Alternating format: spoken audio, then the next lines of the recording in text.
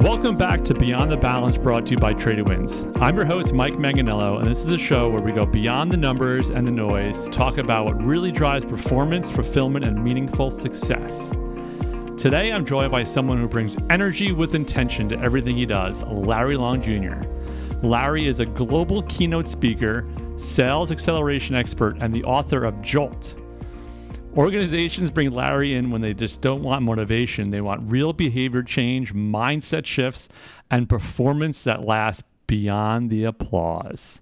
Larry, welcome to Beyond the Balance. Come on now, Mike. I am happy to be here. Thank you. You got it.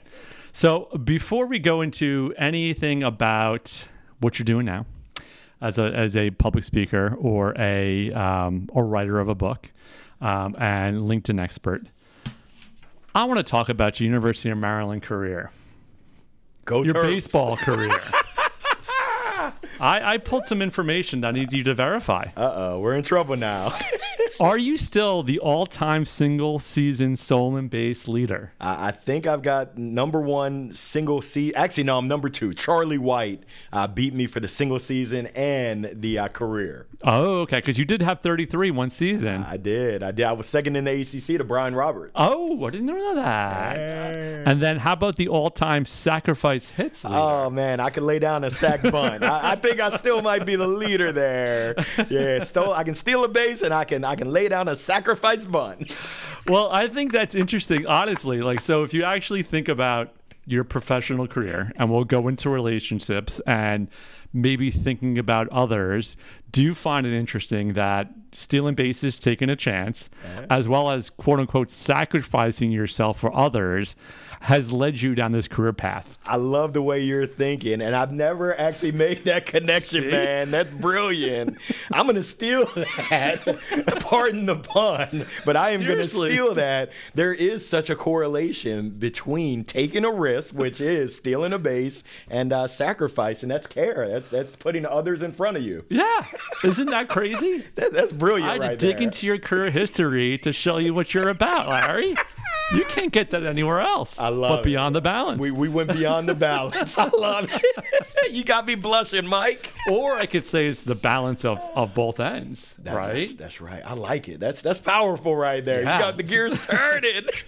So that being said, I just would love a quick background on how you how you kind of went from University of Maryland baseball player to moving to Raleigh and then starting your career. I believe it was within baseball, but then getting into sales. Yeah, funny. Graduated in 2000, worked at Accenture doing IT consulting. Hated it. I was there for 3 years, probably 2.5 years too long. But I opened up an indoor baseball and softball academy here in Raleigh. That's what brought me to the area. Got it. I met my wife, and that's what kept me. And when the baseball academy failed, it was a big strikeout.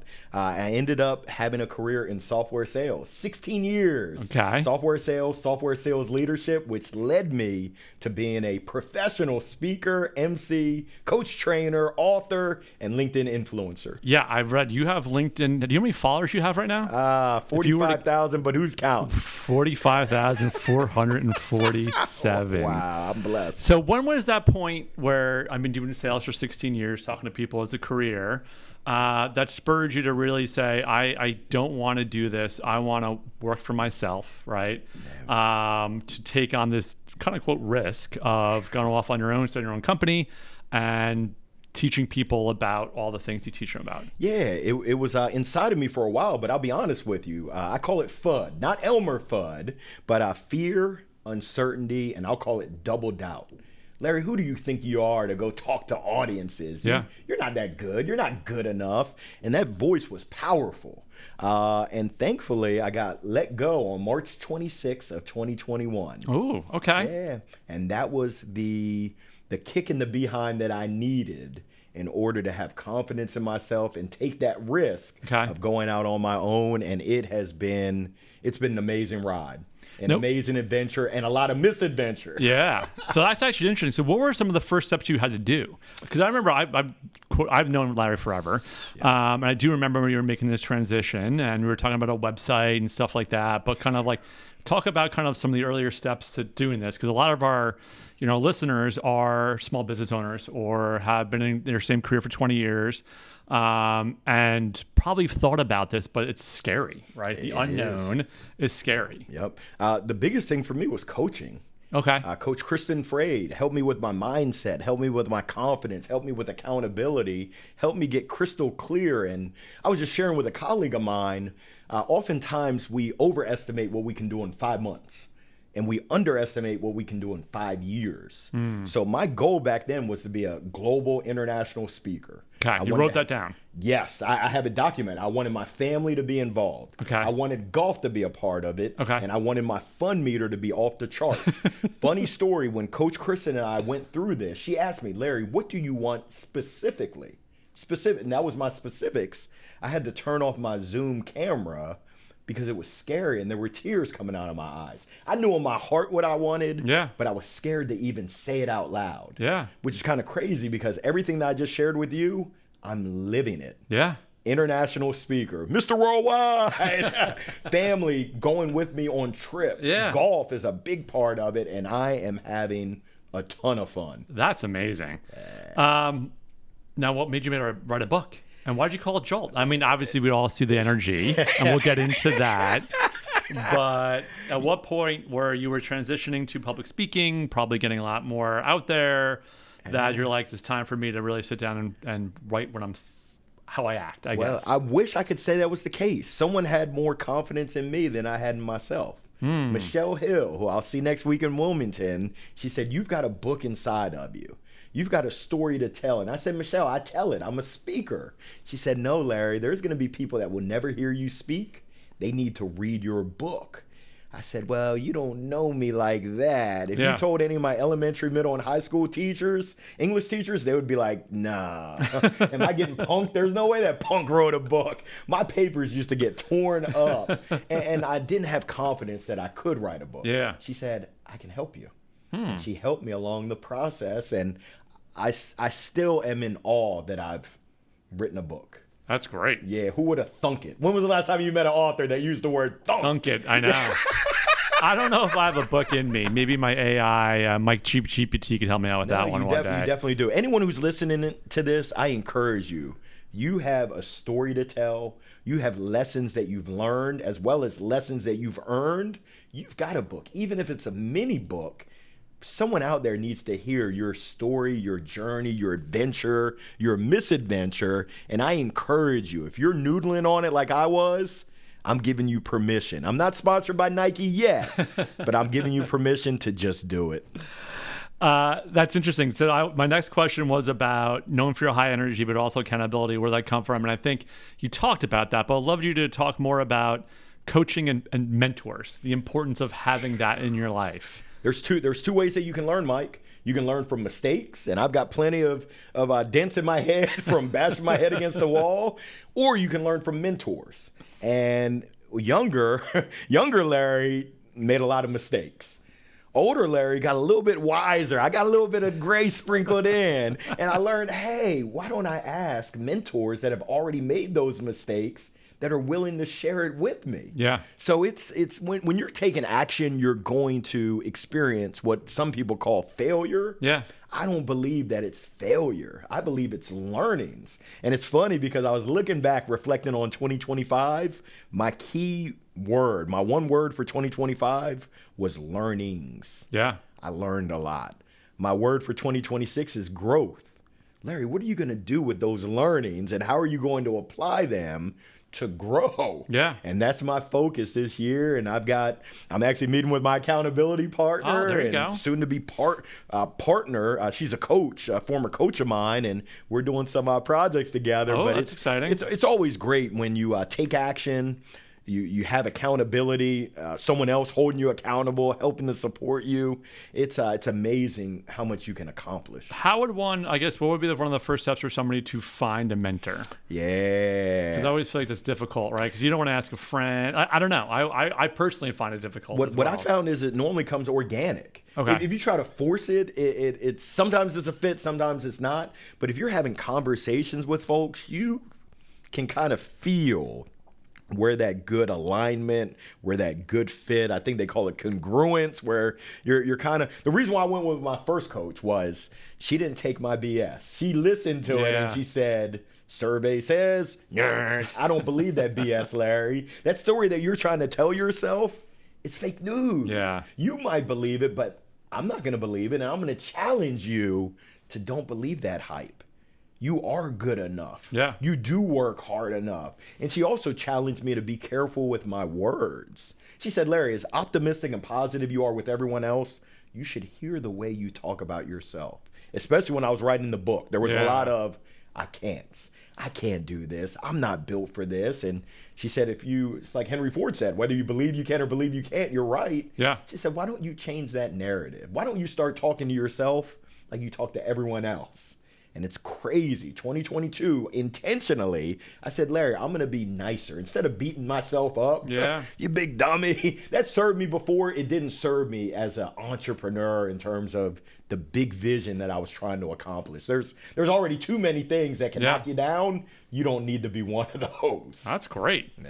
And I think, so this transitions to, we're in February now, right? And Valentine's Day is coming up. That's right.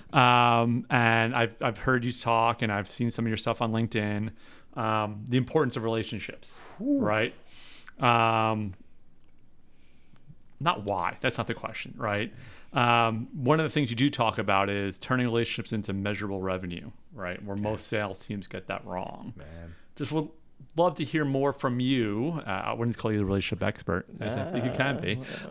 The importance of it. And how it translates into revenue and potentially sales. Yeah, well, I learned this from a mentor of mine, Steve Noodleberg in South Florida. He said, Larry, in my 30 years of business and selling, what I learned is the difference between contacts, people you know, and contracts, people you do any kind of business with.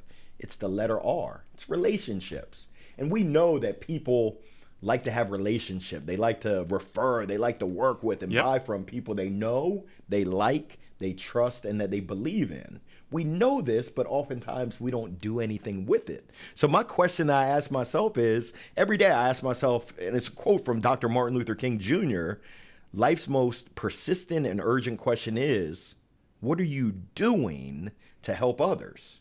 I believe that that's the foundation of relationships. Are you serving others? Are you helping others? Do you actually give a damn? Pardon my French. Yeah. Do you care about people? Because people, they can smell BS from a mile away. Yeah. They can tell whether you sincerely care to help them, or I call it commission breath. Rawr, commission breath. I've never heard that term. Yeah, it's that person that's a me monster. All they care about is me, me, me. I tell sellers, if you're not tuned into the FM radio station, WIIFM, you're going to lose more than you win. You're going to lose a lot. Yeah. That's what's in it for me. That's all your prospects care about. And if you're droning on about how great you are, my solution, my product, I'm the best. So what, who cares? Nobody cares. Nobody cares. There's a saying that I love. Nobody cares how much you know until they know how much you care. It's a good point. Yeah. It's so true. Yeah. You might be able to get by. I mean, you might be able to roll the die. I used to gamble. I don't gamble anymore. But what I found for sustainable relationships and sustainable revenue attributed to the relationship is you better give a whole lot more than you receive. Yeah. You better listen a whole lot more than you talk. It's by design that we have 2 ears and 1 mouth. We're supposed to listen twice as much as we talk. And there has to be a lot of work that goes into that, right? There has to be people that aren't... Intentionality. Yeah. You got to be intentional about it. Yeah. Because I remember one of the things you were telling me about, especially when it came to LinkedIn and stuff like that, was, personalizing your messaging, setting videos, setting audio stuff, doing things that you understand what they're looking for or standing out in that way. Because that does go a long way. I still think personally when... we're interviewing people here and they don't follow up with a thank you note, a simple note. That goes a long way to me. Or the people that still send thank you letters, like that above and beyond the expectation still goes far. And my big thing is, obviously, love relationships, is people that aren't curious or don't ask questions, I believe don't want to learn or don't understand what they're doing. So that's always been my pet peeve when I'm working with people, that if you're not asking enough questions, I don't think you know what you're doing. So true. And the thing that you talked about, there's a term. I learned this from one of my mentors, Stan Phelps. It's a French Creole word called lagniappe. Lagniappe. Okay. A little something extra. Yeah. If you just give a little something extra, it goes a long ways. I think they say I co-authored a book, and my chapter was called The Little Things Are Really the Big Things. I wanted it to be called The Little Things Are Really the Big Things. They said, nah, Larry, not in our book. If you want to talk like that, write your own book. I said, watch me. So my book, Jolt, shameless plug, it's got a lot of Larryisms. That's awesome. Big things. All right. So since this show is called Beyond the Balance, everything you do, right? Speaking, traveling, training. I mean, it's constant, right? Yeah. Where do you find balance? Career, family, yourself? Yeah, I don't know if I ever have found balance per se, but I've certainly found integration. Okay. That's the word that I would use. Got it. And going beyond balance, it's finding how can you integrate all the different pieces of the puzzle. Your faith, spirituality, whatever you believe or don't believe, your family, your friends, fun, your fitness, your health is your wealth, your finances, philanthropy, even though that doesn't start with an F. It's close enough. I spell phonetically and frenetically, but also career. When you're intentional, and I always ask people, what do you want specifically, personally and professionally? And when you're crystal clear about what it is that you want, it doesn't make it easy, but it makes it easier for you to integrate. Like I told you, I was just in Austin. Yeah. I played golf in Austin. That was by design. That wasn't, I took my golf clubs and I said, I will make time. I also made time to connect with some of my colleagues in Austin. Got it. Made time to connect with some of my colleagues in Salt Lake City. Yeah. Went to a basketball game. When in Rome, you do as the Romans do. My black behind was out there skiing. Never thought that you would see me out on the ski slopes, but I was shredding. Well, let's keep it real. The mountain was shredding me, but we had a whole lot of fun. I heard somebody told me, I don't think we even talked about it, as part of golf has became one of the things you do on almost every trip. Do you have a goal of playing every single state? Is that true? No. So I had a goal to play 20 states back in 2022. Okay. I was just talking with my wife about it. It was an awesome experience. It became a job. It wasn't too fun anymore. Yeah. So now it's just about having fun. If I can play, I play. If I get 50 states, great. If I don't, it's okay. Yeah. It's okay. We're still going to have a lot of fun because the 20 states, I had 6 months and I hit on December 31st. Oh. We did a road trip down to Florida. Yeah. My son and I played in Jacksonville. My daughter and my wife went to the beach. My son, he looked at me, hole number 3, he said, do you think mommy will come and pick me up? He didn't want to be out there on the golf course. But for me, golf is my happy place. Totally. I meet new people everywhere that I go. I have a good time. It's and I just want to keep it that way. I'm not trying to get my tour card. I'm just trying to have my fun card. What was the best experience you had on a golf course, or one that you remember? And that's probably not just the course, but I'm sure you've had an amazing experience. Euro US Cup. Okay. The Norwegians and the Danes against us Americans, Ryder Cup style. I was able to participate 7 years, and some of the most memorable were Malaga, Spain. Ooh. Bubbling in Dublin, Ireland. Where else did we go? Bay Hill. We were down there in Florida twice. Just it was really the relationship. I was going to say, it's probably on and off the golf course, played into it. And remind me, did you guys dress up for these? One round you have to get dressed up, or you take a 2-stroke penalty. Okay. Actually, you lose 2 holes. You can't afford that. I've seen your game. You got that right. And everything's handicapped. But yes, we do have fun.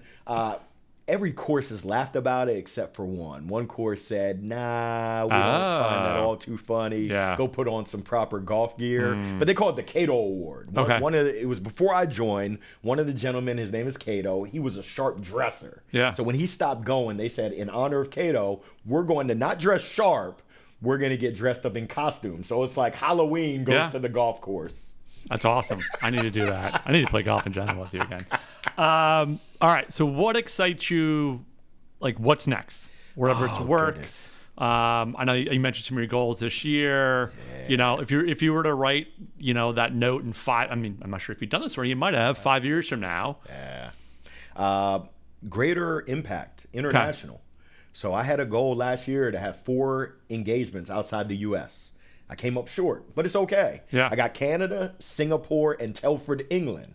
So that just means this year I got to have 5. Got it. Yeah, so I've got 3 lined up. I'm going to Portugal, going to Australia, Cairns, Australia, going to Scotland. Now I'm chasing 2 more. So if you know of any international opportunities, it's funny. Yeah. I just talked to a group out of Canada today, so I might be going to Canada in June. Okay. We're going to hit that 5. Okay. I can help you out with that. I know people. I'm good at relationships. All right, Larry. So how can people find more about you? Oh, man. If you're on LinkedIn, connect with me, Larry Long Jr. on LinkedIn. You'll probably hear me before you see me. You can check out my website, LarryLongJr.com, and reach out to me. My email is Larry@LarryLongJr. That's JR.com. I would love to connect and love to support you. Great. Thanks, man. Thanks for coming. Thank you. All right.